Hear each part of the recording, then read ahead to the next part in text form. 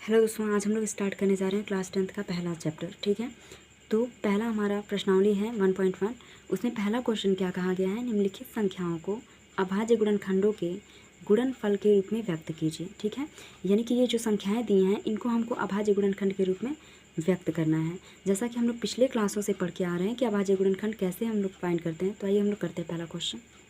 तो देखिए उसमें पहला हमारा 140 का हमको अभाज्य गुणनखंड करना है। तो सबसे पहले छोटी संख्या यानी कि 2 सी से हम कट कराएंगे तो 2 7 14, 0 को ले लेंगे।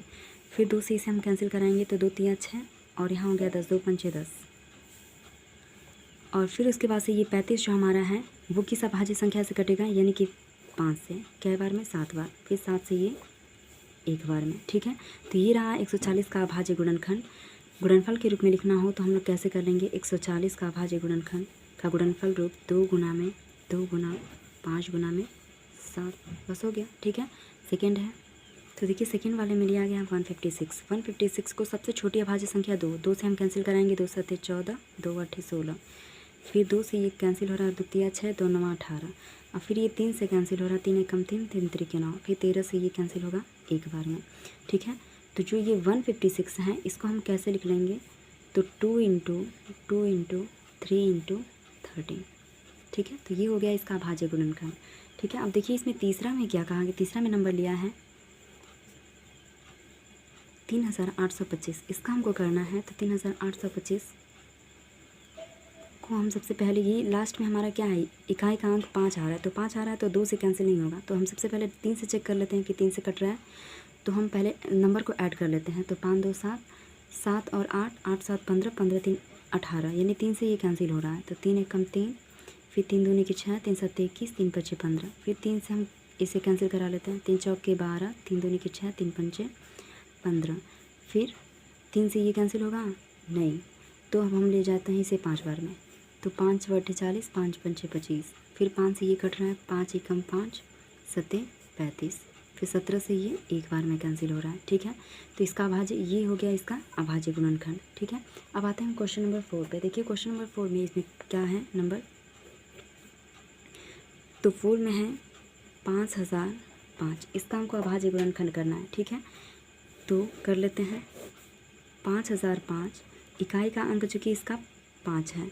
हम चेक करते हैं पहले 3 से कट रहा है कि नहीं, 3 से या 5 से, इन्हीं दोनों नंबर से कटेगा। तो चेक करते हैं तो 5 और 5 कितना हो गया 10, यानी कि 10 जो होता है 3 की पहाड़ी में नहीं आता, यानी कि 3 से ये नहीं कैंसिल होगा। अब इसे हम 5 से कैंसिल करा लेते हैं। तो 5 एकम 5, 0 0, फिर 5 एकम 5। ठीक है, इसे देखते हैं हम किससे कैंसिल होता है। तो 7 से हम कैंसिल करा लेते हैं, कितने बार में जाएगा, 7 एकम 7, 3 बचा, 7 चौके 28 और फिर 7 त्रिके 21 हो गया। फिर हम इसे कैंसिल करा लेते हैं 11 से। तो 11 एकम 11, 3 33। फिर 13 से ये कैंसिल हो गया 1 बार में। ठीक है, तो इसका अभाज्य गुणनखंड कितना हो गया, यानी 5005 को हम कितना लिख लेंगे, तो 5 गुना में 7 गुना में 11 गुना में 13। ठीक है, तो ये हो गया इसका अभाज्य गुणनखंड। अब देखिए इसमें 5वां नंबर में क्या दिया गया है, 5वां नंबर में संख्या हमारा है 7429। इसका अभाज्य गुणनखंड करना है। तो देखिए 7429। अब हम देखते हैं लास्ट में इकाई का अंक 9 है, तो यानी 2 से ये नहीं कटेगा। 3 से हम चेक कर लेते हैं एक बार। तो 7 4 11, 11 और 2 11 2 13, और 13 में 9 जोड़ेंगे तो कितना हो जाएगा 22। तो यानी कि ये 3 से तो नहीं कटने वाला है, ना 3 से कटेगा ना 3 के गुणांक किसी भी नंबर से। तो हम चेक कर लेते हैं 7 से।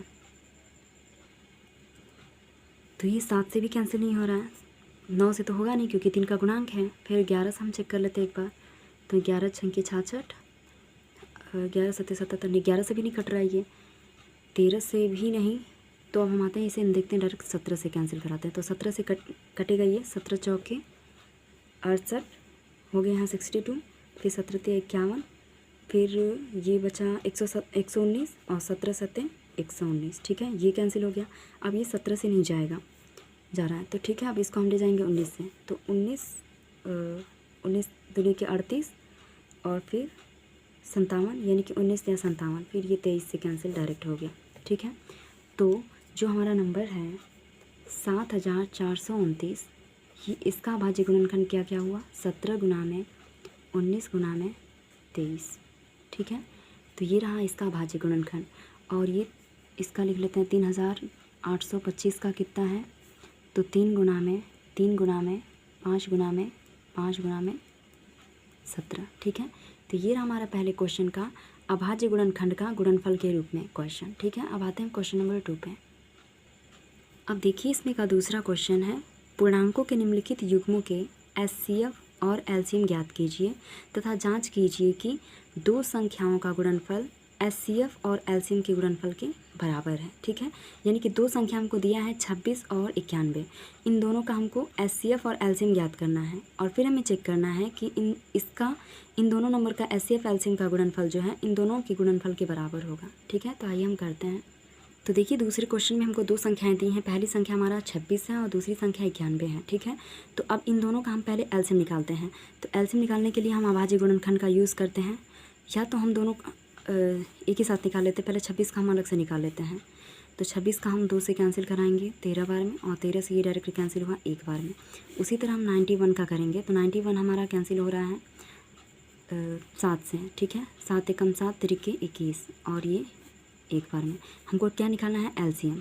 तो एलसीएम निकालने के लिए हम क्या करेंगे, पहली संख्या हमारी कितनी है 26, तो 26 को हमने कितना लिखा 2 गुना में 13, और दूसरी क्या है 91, 91 को हम कितना लिख रहे हैं 7 गुना में 13।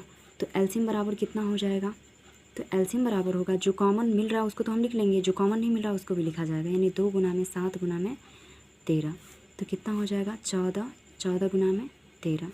इन दोनों का हम मल्टीप्लाई कर लेंगे तो हो जाएगा हमारा 13 चौके 52, इन दोनों का हम गुणा कर लेंगे तो हो जाएगा 182। ये क्या हमारा एलसीएम है।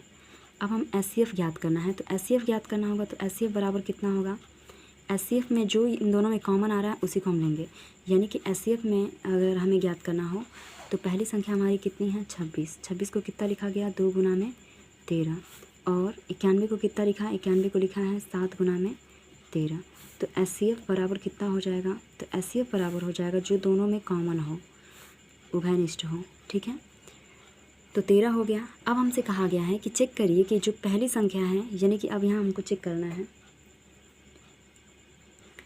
ठीक है, यानी जांच करनी है, जांच कीजिए क्या क्या जांच करना है, यानी पहली संख्या गुना में दूसरी संख्या बराबर है एलसीएम गुना में एचसीएफ के। ठीक है, एलसीएम और एचसीएफ के बराबर है। तो पहली संख्या हमारी कितनी है 26, और दूसरी संख्या कितनी है हमारी 91। एलसीएम कितना है, एलसीएम की बात करें तो है हमारा 182, और एचसीएफ कितना आया है 13। अब हम दोनों का मल्टीप्लाई करते हैं, और दोनों का मल्टीप्लाई करके चेक करते हैं कि क्या ये दोनों बराबर हैं आपस में। तो इन दोनों का हम गुणा करेंगे तो हो जाएगा हमारा 23 66, इसका मल्टीप्लाई किए तो इसका भी आया हमारा 23 66। तो देखिए इस तरह से हम देखें तो दोनों साइड क्या है, बराबर हैं, यानी पहली संख्या दूसरी संख्या का गुणनफल उतना ही है जितना पहली संख्या दूसरी संख्या का एलसीएम और एचसीएफ। ठीक है, तो इस तरह से हमारा क्या हो गया, प्रूव्ड हो गया, यानी कि पहली संख्या दूसरी संख्या का गुणनफल वही है जो एलसीएम और एचसीएफ का है इन दोनों संख्याओं के। ठीक है, इसमें हमारा दूसरा क्वेश्चन है। तो दूसरी में कहा गया है कि पहली संख्या जो है वो 510 है, दूसरी संख्या जो है वो 92 है, तो दोनों का हम अभाज्य गुणनखंड कर लेते हैं। तो पहले हम कर लेते हैं 510 का, तो 510 का जैसे हम करेंगे 2 से कैंसिल होगा, क्योंकि लास्ट में इसका इकाई का अंक 0 है। तो 2 दूनी के 4, 2 पंचे 10, 2 पंचे 10, फिर इसे हम कैंसिल कराएंगे 3 से, तो 3 से हो रहा है 3 मठे 24, 3 पंचे 15, फिर 5 से ये कैंसिल हो रहा है 5 एकम 5 सत्ते 35, 17 से ये कैंसिल हो रहा है एक बार में। इसी तरह हम 92 को करा लेते हैं, तो 2 से 2 चौके 8, 2 छः के 12, फिर 2 दूनी के 4, 2 तिया 6, फिर 23 से ये एक बार में। ठीक है, तो एलसीएम की हम बात करें तो एलसीएम कितना हो जाएगा, तो पहली संख्या हमारी कितनी है, एलसीएम के लिए हम क्या करेंगे, पहली संख्या कितनी हमारी 510, तो 510 का अभाज्य गुणनखंड कितना हुआ 2 गुना 3 गुना 5 गुना में 17। उसी तरह से अगर हम 92 की बात करें तो 92 को हम कितना लिख सकते हैं 2 गुना 23। ठीक है, तो एलसीएम बराबर कितना हो जाएगा, तो एलसीएम बराबर होगा, जो कॉमन मिल रहा है उसको एक बार हम नोट करेंगे, फिर 2, ये कॉमन नहीं मिला, फिर ये 3, फिर 5 × 17 × 23। ठीक है, तो इन सारे का हम जब मल्टीप्लाई करेंगे तो हमारा आ रहा है एलसीएम बराबर 23,460। ठीक है, अब एचसीएफ क्या, तो देखिए एचसीएफ के लिए क्या होगा, एचसीएफ के लिए, तो एचसीएफ के लिए फिर हम दोनों में कॉमन देखते हैं कि क्या चीज़ें हैं। तो 510 है, 510 को हमने कितना लिखा, 2 गुना में, 3 गुना में, 5 गुना में 17। उसी तरह के 92 को हमने कितना लिखा, 2 गुना में, 2 गुना में 23। अब एचसीएफ कितना होगा, यानी कि दोनों में क्या चीज़ कॉमन आ रहा है, तो दोनों में अगर हम कॉमन की बात करें तो ये 2 है, तो एचसीएफ बराबर कितना हो गया, 2। अब हमको क्या करना है, जांच करनी है। ठीक है, तो आइए हम करते हैं। तो देखिए हमें जांच करनी है, तो पहली संख्या कितनी हमारी है, 510 गुना में दूसरी संख्या कितनी है, 92। ठीक है, और बराबर एलसीएम कितना है हमारा, 23,460 और गुना में कितना है, 2। तो जैसे हम मल्टीप्लाई करेंगे तो 0, 2 6 के 12, 2 चौके 8, 1 9, 2 तियाँ 6, 2 दूनी के 4, और इन दोनों का हम गुणा करेंगे तो 0 और फिर 4,692।